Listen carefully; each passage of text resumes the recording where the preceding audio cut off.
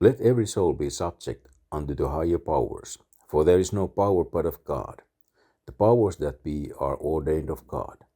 Whosoever therefore resisteth the power resisteth the ordinance of God, and they that resist it shall receive themselves damnation. For rulers are not a terror to good works, but to the evil. Wilt thou then not be afraid of the power? Do that which is good, and thou shalt have praise of the same. For he is the minister of God to thee, for good. But if thou do that which is evil, be afraid, for he beareth not this word in vain. For he is the minister of God, a revenger to execute wrath upon him that doeth evil. Wherefore ye must needs be subject, not only for wrath, but also for conscience sake. Now what does the Christian do when the powers that be are a terror to good works? In the Old Testament, Daniel and his three friends are perfect examples in this matter. Sometimes you can compromise with authority if they are willing to meet you halfway. In Daniel chapter 1, Daniel never refused to eat the king's meat. He asked the prince of the eunuchs to let him eat his own way for a trial period, after which time he would submit himself to the judgment of the prince. Daniel chapter 1 verses 12 to 13. In that situation, God blessed Daniel and his companions, so they didn't have to become defiled by eating the king's food. However, there are times when compromise is impossible. If you want to stay right with God, Daniel is commanded to pray only to Darius for 30 days. Well, how was he going to get around that without doing wrong? He couldn't. What you have to remember is, if you resist the government, even for the right reason, you will have to pay the price. So Daniel goes into the lion's den. Of course, in that case, everything turned out all right because God delivered him, but that doesn't always happen. The Lord didn't deliver John the Baptist. He didn't deliver James in Acts chapter 12, although he did deliver Peter. There was nothing wrong with John or James. Both of them died for doing right, but both of them died for disobeying governmental authorities. The three Hebrew children had the proper outlook on this whole situation. They told Nebuchadnezzar, "If it be so, our God whom we serve is able to deliver us from the burning furnace, and he will deliver us out of thine hand, O king. But if not, be it known unto thee, O king, that we will not serve thy gods, nor worship the golden image which thou hast set up." Daniel chapter 3 verses 17 to 18. Deliverance was not a prerequisite for Shadrach, Meshach, and Abednego obeying God over the king. So first, when it comes to the government, a Christian should do what the government tells him to do. Second, when it comes to questionable areas, try to go along with the government as far as you can without compromising truth or right. Jesus said, "Render therefore unto Caesar the things which be Caesar's, and unto God the things which be God's." Luke chapter 20 verses 22 and 24. The tribute money had been made by Rome and was required by Rome for payment. If Rome made it, then Rome could have it back. But if the government commands the Christian to do something contrary to the expressed will of God, as revealed in the scriptures, then the rule is given by Peter in Acts chapter 5 verse 29. We ought to obey God rather than men. That's a common sense statement. It's such common sense that the first time Peter brings up the subject, he leaves it up to the judgment of a bunch of unsaved, self-righteous men to come to the same conclusion. Acts chapter 4 verses 19 to 20. Beloved, you might as well face it. If the Lord doesn't come back soon, you are going to get it in the neck for one thing or another. Just make sure that when the time comes that you suffer as a Christian, not as an evildoer. 1 Peter chapter 4 verses 15 to 16. Verse 4 makes it clear that a physical ruler is a minister of God. He serves God by rewarding the good and bringing wrath on evil. So the first thing we learn from this passage is that the modern penal system is a joke.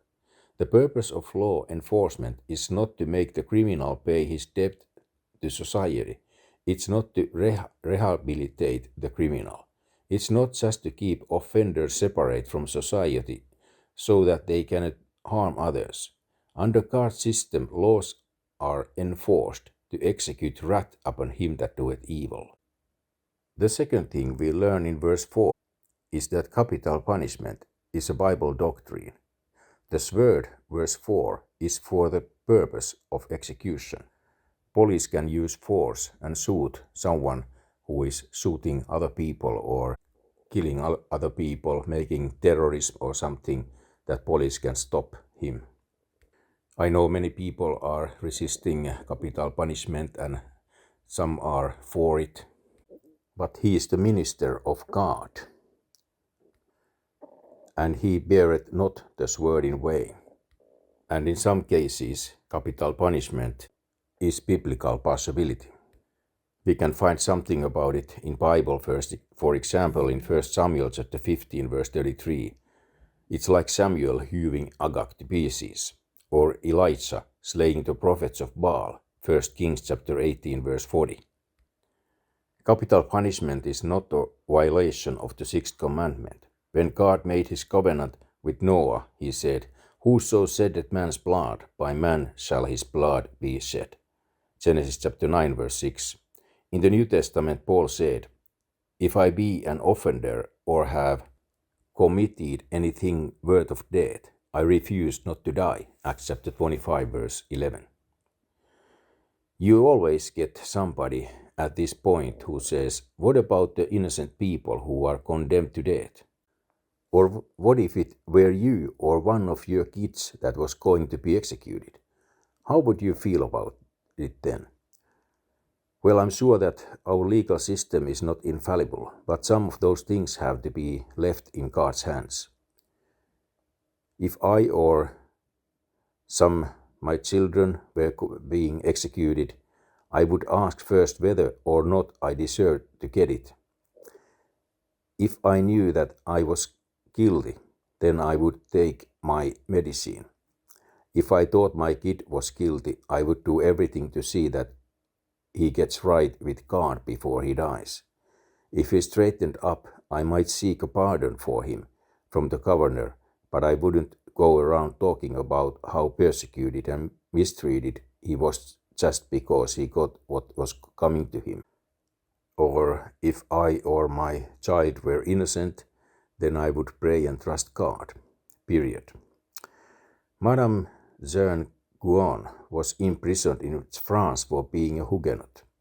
She said this, "I'm not responsible for God's attitude toward me. I'm responsible for my attitude toward him."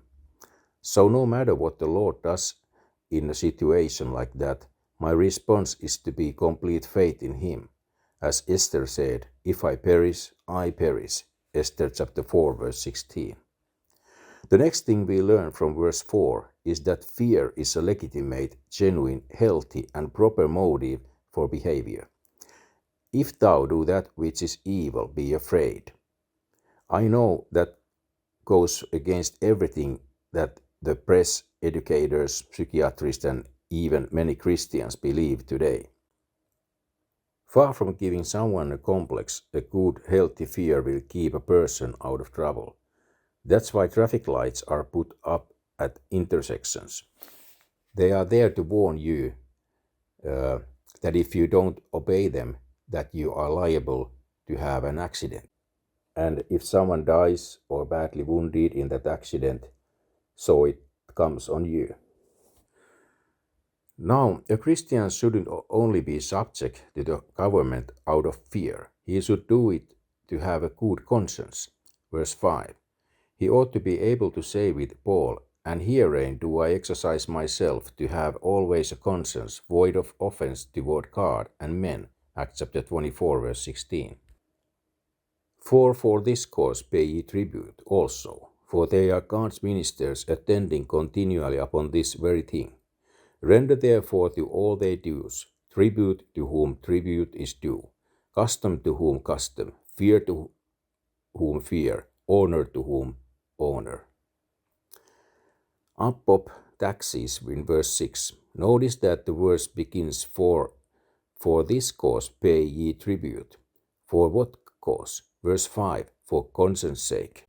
So easily to say, better have clean conscience than unclean conscience. Verse 6. For they are God's ministers. In the Old Testament, the priest lived off the tithes brought to the tabernacle. Numbers chapter 18, verse 24. Malachi chapter 3, verse 10. In the New Testament, the church is to provide for its ministers. See 1 Corinthians chapter 9, verses 6 to 14.